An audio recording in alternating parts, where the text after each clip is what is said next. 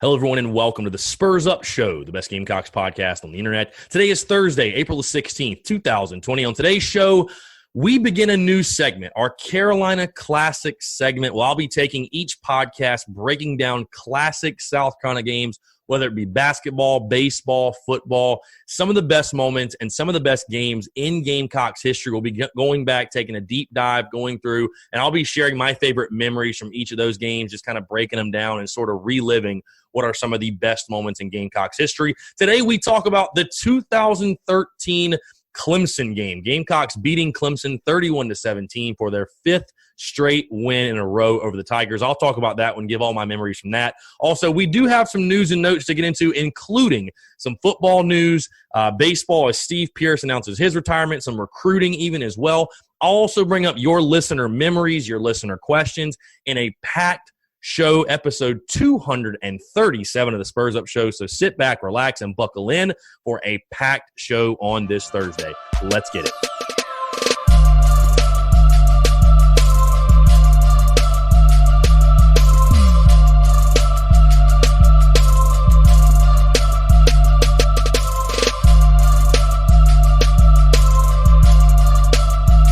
I'm Chris Phillip, Joe for the Spurs Up Show, as always. Appreciate you guys tuning in.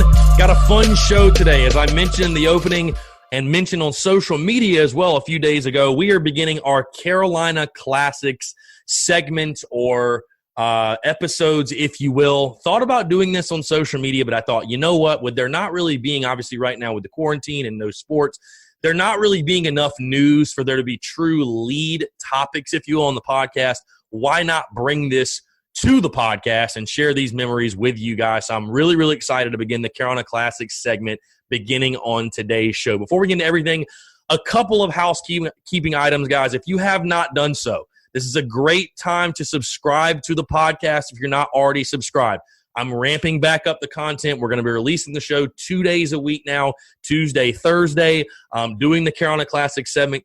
It's going to be a lot of fun. So if you're not subscribed, this is a great time to do so. Also, if you could do me a favor, if you've not left a review for the podcast, click the pause button right now. Stop what you're doing. Take 5 seconds to go leave 5 stars, whether you're on iTunes, Spotify, Stitcher, Google Play, wherever you're at, whatever outlet you're listening on. Take 5 seconds, like I said. Go leave a 5-star review. Go leave your thoughts, your feedback. If there's things you like, things you don't like, be sure to let me know there. It's a great place to let me know. And again, to those that have already left a review, certainly do appreciate it. Like I just mentioned as well, new schedule. I feel like we finally got some structure again. I did a lot of brainstorming, a lot of thinking. What could we do to fill up the podcast and fill up this time? Tuesday, Thursday, we're going to be dropping the podcast, doing these Carolina Classics, reviewing these old games, still obviously taking your listener questions, still obviously, talking about any news or notes that happens along the way, but really going to be focusing on these Carolina Classics probably until late next month, when we'll really start diving into football, preseason football, offseason talk, all that good stuff. But Tuesday, Thursdays, we're going to drop the podcast, do the Carolina Classics, the recaps, the look-backs, the memories, all that good stuff. And then also, if you guys did not see Wednesday afternoon on social media, I dropped a craft beer review talking about Columbia Craft's IPA. That is going to become a staple. I'm going to be doing craft beer reviews, dropping on Mondays and Wednesdays and possibly Fridays, but Monday and Wednesdays for sure. Going to be doing different craft beers from across Columbia and the state of South Carolina really as well, probably some from Charlotte as well. If you guys have any local suggestions or suggestions that are maybe kind of low-key your favorite beer, whatever, whether it doesn't matter where you're in the upstate, if you're on the coast, you're in the Midlands, you're in Charlotte, whatever. If you have any suggestions, would love to hear them. Leave a comment, send me a DM, whatever it might be. That's going to be something really, really fun I'm excited for as well. So the craft beer reviews, be sure to look out for those. They're going to be on social media. They're on YouTube. They're really everywhere. So, yeah, really excited for those. And also, I do want to highlight the Twitch stream, guys. If you're not tuning into the Twitch stream, you really are missing out because these games are crazy. They are crazy dramatic. If you think I'm just going on there and beating teams 10-0 and it's super boring, no, these games are insane. Wednesday afternoon, I took 2 games from Auburn after losing game 1 to win the series. We won game 2 in 11 innings, and game 3, we scored 4 runs in the 8th to win the game. So the game is hard. And that's what makes it fun. We're 11-7 right now. We're first in the division by 2 games. We're streaming every day. I'm streaming every day around noon to 1 or so. I was doing it late afternoon. Figured I'd bump it up. It's been pretty successful in that time slot. So around noon to 1. So if you guys just want to tune in, talk some shit, you want to watch, it is a good time. It's a lot of fun. So be sure to tune into those as well. And follow and subscribe or favorite. Do whatever you got to do on Twitch to stay updated on what we're doing. The Spurs Up Show on Twitch. It's really that simple. So again, like I said, we're beginning the Carolina Classics segment, if you will. Carolina Classics, reviewing and giving my memories on some of these great classic South Carolina games. Again, doesn't even matter the sport. But I asked you guys for suggestions, and honestly, the first tweet I saw was the one I went with, and because it is one that's so fond of my heart and one that's such a great memory, and that is the 2013 game against Clemson at Williams-Brice. There's not going to be a ton of structure to these, really just me rambling, giving my thoughts, giving my memories. But again, we'll start 2013 Clemson. Obviously, we know the significance of this one, the Carolina-Clemson rivalry. South Carolina came into this game, came into this game 9-2 overall. They were 6-0 at home, I believe, ranked 10th in the country. Clemson, meanwhile, 10-1 overall. We're 4-0 on the road, 6th in the country. So 6 versus 10. This was the highest ranked matchup, I believe, in the history of the rivalry. Again, South Carolina coming in 10th. You know what's funny? And I'll probably say this a lot about a lot of the games that I do from this era, because obviously we know what the Carolina-Clemson rivalry has sort of evolved into now, and it's obviously nothing pleasant, nothing we want to talk about. But, I remember going into that game. Obviously, we're all excited. We're all pumped up. And the Gamecocks, you're going for your 5th, one for the thumb. That was the big thing. And I know, obviously, South Carolina fans, we were extremely confident. Connor Shaw, senior quarterback, had never lost at home. Jadeveon Clowney, who had owned Clemson and said he would never lose to Clemson. I mean, that team was so talented. But I remember going into that game, and I remember tailgating and being at my buddy's place. And I talk to my buddy about this all the time. It's like every time we talk about this era, we talk about this. And I'm like, you think back, it's crazy that during that time, I don't think I ever came into a game. I know I didn't. I never came into a game thinking we were going to lose. The only question was, the question wasn't, are we going to win? The question was, well, how much are we going to win by? I'm serious. That was really the mindset every single game. 2013 was special for me as well because it was my first season ever having season tickets. So I was at every single game that year, including the Clemson game. I was at this game, the 2013 game at Williams-Brice. You take a look back at the stats and again, just the memories from the game and look at the statistics. Connor Shaw, not a great night, a pedestrian night, if you will, 14 for 26. Let's see, the box score is not pulling up here for me for some reason. But Connor Shaw went 14 to 26. I think he threw for like 152 yards or something like that. Very efficient, threw for 1 touchdown. But listen to this. Listen to these stats. Connor Shaw leading South Carolina in rushing. 22 carries, 94 yards, and a touchdown. Here we go. 14 to 26, 152, a touchdown, no picks. Very efficient as always. But, yeah, Connor Shaw, 22 for 94 for a touchdown. Second leading rusher was Mike Davis, 15 for 22 for a score. I remember we had such trouble getting Mike going that night. But Connor, just using his legs, he had a rushing touchdown in that game. It's insane how good he was running the football. His legs were the great equalizer. And, he only threw 1 interception that entire senior year. So, I'm not taking anything away from him as a passer. But, man, it's like we almost forget how good he was running the football. That game got off to a really interesting start too, guys. If you remember, Clemson with Taj Boyd, Sammy Watkins, this high-powered offense. They're moving the ball down the field on their opening drive. They had the ball on R30. They tried that little swing pass from Sammy to I think he was trying to hit Humphreys there. He was trying to hit Humphreys there. And, the thing about that play that was really, really surprising.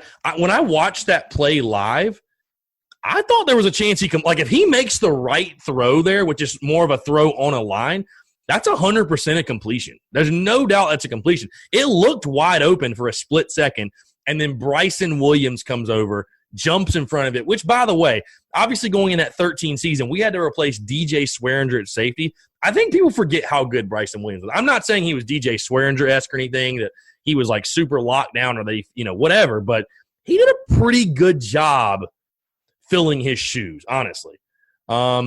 Just taking a look at the highlights here. I mean, Taj Boyd did hit Sammy Watkins for a big gain there, man. Sammy had that one, but we really stymied them. Taj Boyd with the rushing touchdown. This was a pretty good football game going back and forth. It really was. I mean, turnovers was obviously the big difference maker, in this game. Connor Shaw with the fade route to Shaq Rowland. I mean, God, Shaq Rowland.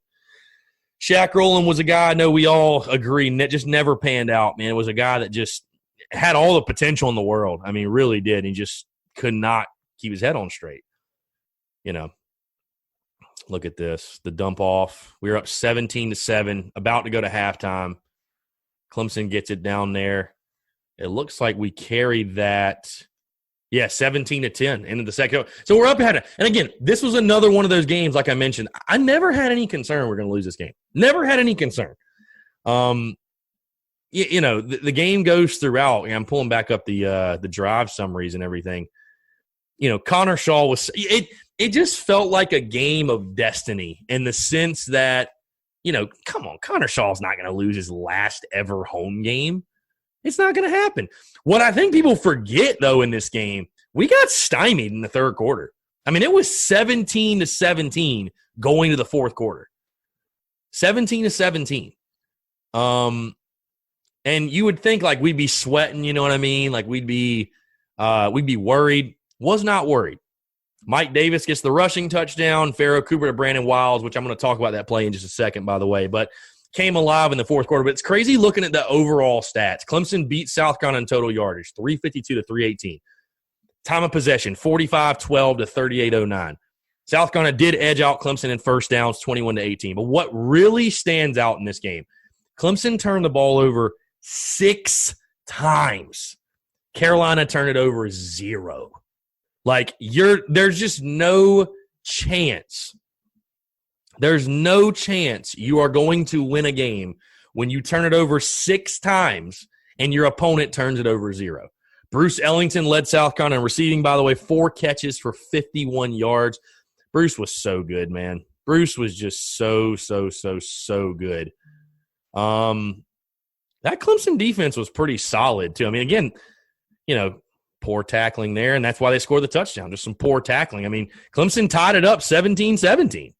But again, I never felt panic. Like, as a fan, you just felt like it's going to work out for us. It's going to work out. Connor Shaw's final home game. It's going to work out, period. And Taj Boyd was scared of South Carolina. No question. This play right here that's showing on the feed, I know you guys can't see it. Chaz Sutton ripping the ball away from Taj Boyd. Clemson, 8:38 left in the game. Clemson's driving. Taj Boyd sees a gap up the middle, runs at the middle.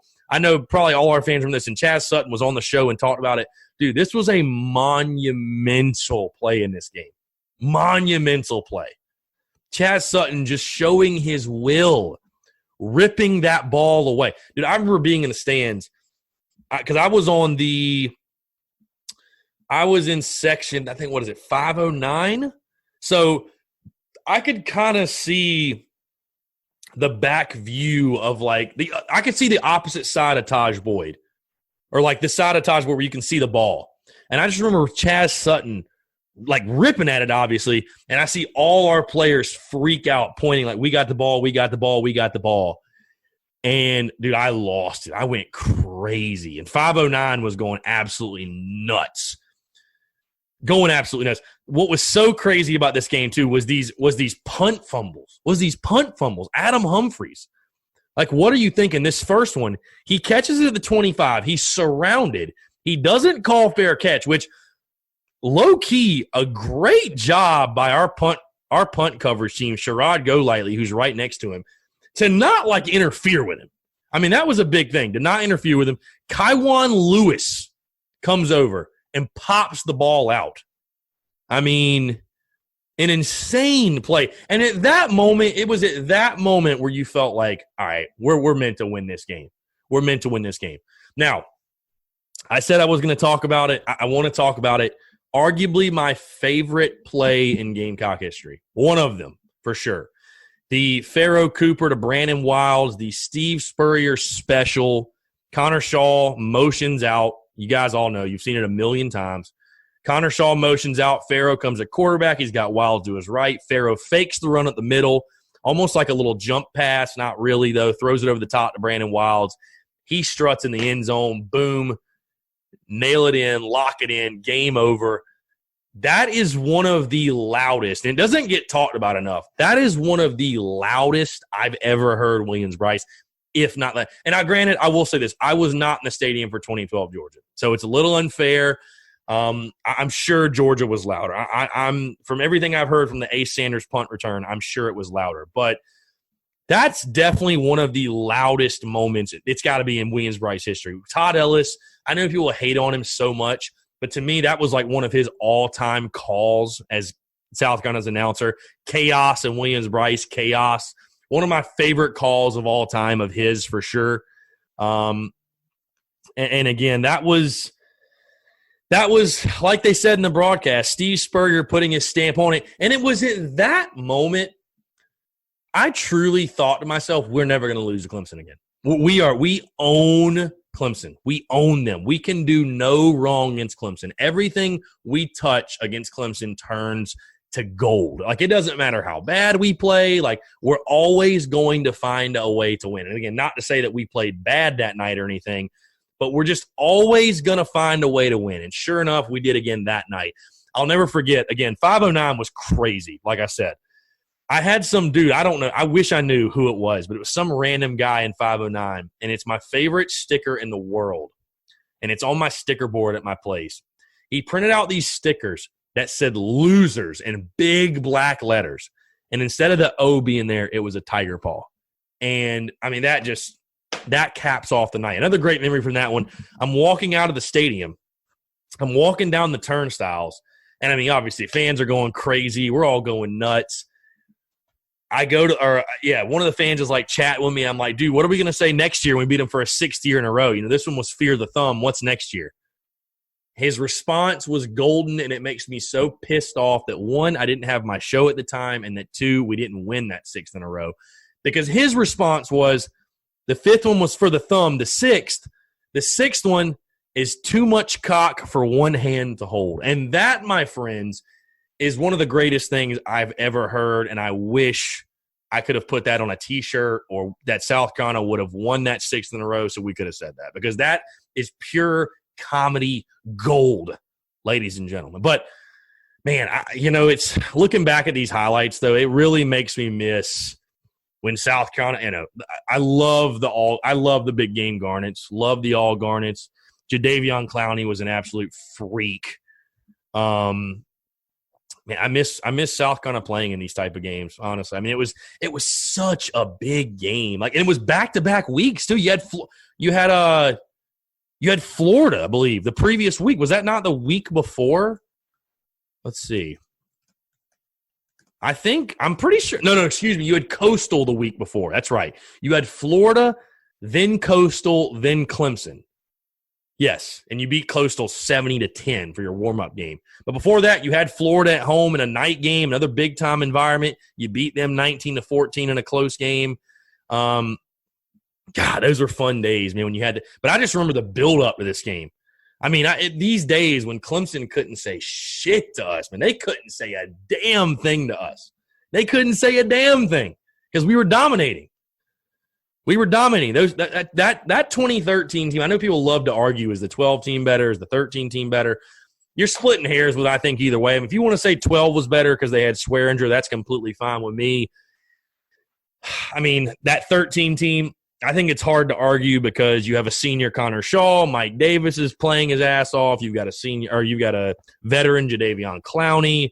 That 13 team was nasty, but yeah, I mean that was one of the best nights of my life as far as a Gamecock fan, being a Gamecock fan. There's no question. And I think that defense was a little underrated too. TJ Holloman, Sherrod Golightly, Kawan Lewis, like I said before. I mean, that defense was much better than people gave him credit for. That defense was very good. But like I said, it's a crazy thing. You don't think of that game and think we got shut out in the third quarter, like completely just shut out. So yeah, let's see. Spurrier said after the game, quote, Connor Shaw, oh man, the best quarterback in school history. He's probably the difference maker completely for us. There you go. And that's another thing about this game too. I totally forgot about. The SEC East division title was on the line. All we needed was Johnny Manziel's A&M Aggies to beat Missouri, and they lost 28-21. And I'll never forgive Johnny Manziel for that, because we could have been celebrating winning the East too. Another year where we just got screwed pretty much out of the East. Vic Hampton after the game, we've been achieving things no one at South Carolina has done before, Vic Hampton said. I told the boys, don't stop at 5, keep it going. Taj Boyd went 0-4 against, dude, we owned him. Went 0-4 against South Carolina. Just crazy. Not only did we force 6 turnovers, we forced 4 turnovers in the fourth quarter alone. That is insane. Spurrier said after the game, they're a good team that continues not playing very well against us. Oh, shoot, man. Good God. Wow. What good times, man. What great, great times. I'm going to go ahead and read off, by the way. I'm going to go ahead and read off these memories. I guess I feel like it'd make more sense to do it now. Let's see. Some of the listener question or listener memories, if you will, from Instagram. _Christopher_Morton_. Knowing the 6+ in a row ass beatings to come. Yeah, dude. Like I said, I mean, I felt like after this game, obviously you're going to feel this immediately following, but I was like, we're never losing to Clemson again. I mean, we got Dylan Thompson coming back. The defense is going to keep rolling. Like, I was like, we're Gucci, man. And honestly, if we'd have had a defense in 2014, we probably win 10 games again, and we probably beat Clemson again, honestly. But we just had no defense. Jamurphy 615 says the INT off Sammy Watkins in the end zone in the first drive that set the tone. I agree. That was a huge play in that game, and that was certainly a play that set the tone in that game. That was an awesome play. Again, it was awesome because it looked like it looked bad at first. I mean, I really thought that was going to be a completion, and all of a sudden Bryson Williams just comes out of nowhere, makes a fantastic, and again, I think almost an underrated play in that game. Underthrew Adam. Yeah, I mean, that was just, that was an awesome play for sure.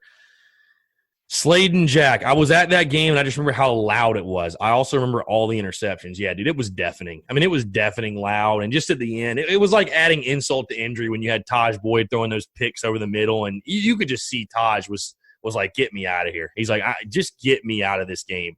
_Jake.Hornig. The fumble by Humphreys on the return. Yeah. Both of them. I mean, both of the fumbles. I mean, it was crazy that it happened twice. Their own guy runs into him on another one, on another return. Their own guy runs into him. So it was absolutely insane, man, and definitely one of the great memories and one of the great games. And that's why, to me, it had to be the first game on the Carolina Classics. I mean, it just had to be. I mean, and one of my favorite games I've ever been to outside of 2014 Georgia, which will certainly be a game we feature on here. 2013 Clemson for me is an all-timer. I mean, it's an all-timer. It's one of the great games in Gamecocks history. And I think one of the great moments in probably most Gamecock fans' mind of being a South Carolina fan, beating Clemson that 5th time in a row is just hopefully something we get to feel again someday. That's all I'll say. Hopefully we get to feel it again. So, all right, we're going to get into listener questions. Before we do, though, a couple of news and notes to get into. Some football news regarding the transfer portal. Summy Carley and Alexander Wozniak have entered the transfer portal. Nothing really, I guess, surprising about that. I mean, 2 guys that really weren't playing. Wozniak got beat out for the kicker job, so wish them all the best. And, again, I'm not really surprised at that at all. Steve Pierce, former Gamecocks great and World Series MVP in 2018, announcing his retirement from the game of baseball. Really, really good stuff as far as Steve Pierce's career is concerned. He obviously had a great career at South Carolina and then winning the World Series MVP. Cocktober, we all remember Cocktober when Jackie Bradley Jr. won the ALCS MVP and then you had Pierce in the World Series. It was magical stuff for sure. So well wishes to Steve Pierce. And then finally, some recruiting news, a commitment from 2021 three-star defensive tackle Nick Barrett. Barrett, a really, really big kid, so we'll have to see if it sticks and how he fits in. But, overall, solid pickup for Will Muschamp & Company. So, all right, let's get into these listener questions. Give me just a second, guys. I got to pull up the questions really quickly. I do want to say I hope everybody's staying safe, staying healthy, staying inside, doing whatever you got to do to pass the time in quarantine, following along with the content, hopefully, because that's a great way to pass the time, if you will, with the content. So, all right, let's dive into these listener questions. T-Man1416 says, what game do you have us winning in 2020 that we shouldn't? I'm not picking us to win it in the preseason, but if there's a game that I think we could possibly pull a big upset for whatever reason, I think at LSU, actually, unless it's a night game. I mean, I'd love to say Georgia at home, but I think Georgia will have revenge on their minds. Florida could also be a big spot for a game where you can pull an upset. But I think at LSU, they'll be replacing a lot, maybe not as quite as good as they were. If there's one game I'd say, hey, this game has upset written all over it, I think at LSU is one for sure. Madison.R.Benson, would you rather punch the hell out of Dabo or personally fire Muschamp? I'm going to go with fire Muschamp just because even if I get to punch Dabo, he's still their head coach and they're still really good, so I don't really accomplish anything from that. Firing Muschamp, I actually get to change the program and hopefully move it in the right direction. So, yeah, give me the fire Muschamp option. Lucas_Bird, what position do you expect Eric Shaw to play? How soon will he make an impact? From what I'm hearing, I think he's going to play tight end. I think he could be an immediate impact guy, but again, it really just depends on what position they put him at. But I think tight ends are probably going to be where he lands. Thomas_Wade, who wins it all this upcoming season in football and why? I mean, dude, you're going to hate my answer, but I'm probably going to go with Clemson. And why? But because they're not really – I mean, they have everybody coming back. I mean, pretty much. You know, Trevor Lawrence is back. Etienne's back. Who's going to stop them? You know what I mean? And I hate to say that, but who's going to stop them? So, unfortunately, probably Clemson. Darby5949, do stars matter in recruiting? Look at how Debo and Swearinger turned out. Listen, I'll say this. You got to have the Jimmies and Joes. You just have to. You just have to. If we had a class full of all 5-star recruits, would it make our lives a lot easier? Yeah, it would. 100%. Now, I'm not saying that, I've said this, at South Carolina, you need to get a coach in there that can, commit between 15 and 25, his classes, and then develop that talent. If you're not going to get all 5 stars, you better be able to develop talent. Because, I mean, listen, stars aren't everything, but it's going to be hard to win a lot of games with a bunch of 2 and 3 stars. Like, they're not all going to pan out. Not every 3-star is going to turn to DJ Swearinger. Not every 3-star is going to turn to Connor Shaw or Dylan Thompson. They're not all going to pan out that way. You know what I mean? So you need to stock up on those 4 and those 5-star guys. And the more 5 stars you can get, honestly, the better. That's just bottom line. So stars aren't everything, but stars matter. They do matter in recruiting for sure. B_Arthur25, most impactful football player next year, both offensively and defensively. Most impactful player on the offense, I'm going to go Marshawn Lloyd. Most impactful player on the defense, I'm going to go either Zach Pickens or J.C. Horn. It's going to be one of those two guys. One of those two guys for sure. Last question here. Brooks_Bearden. Is Jordan Birch going to play basketball? I don't have that answer for you. I think that'd be really cool. I'm sure that's something they're going to sort out between Muschamp and Martin and kind of what they want to do with him. But I don't know. There's a chance. I mean, it'd be cool to see. I don't care either way as long as he stays healthy and can contribute in both. So we'll see. But yeah, good question. Good stuff, guys. Appreciate you guys tuning in. Appreciate the questions. Again, appreciate you guys leaving your memories and everything and tuning in. Hope everybody's staying healthy, staying safe. Again, we're going to be doing these Tuesday, Thursday, the Carolina Classics and going over the news and all that good stuff. So Appreciate you guys tuning in. Hope you have a fantastic weekend, and we'll talk to you guys next week. Have a good one.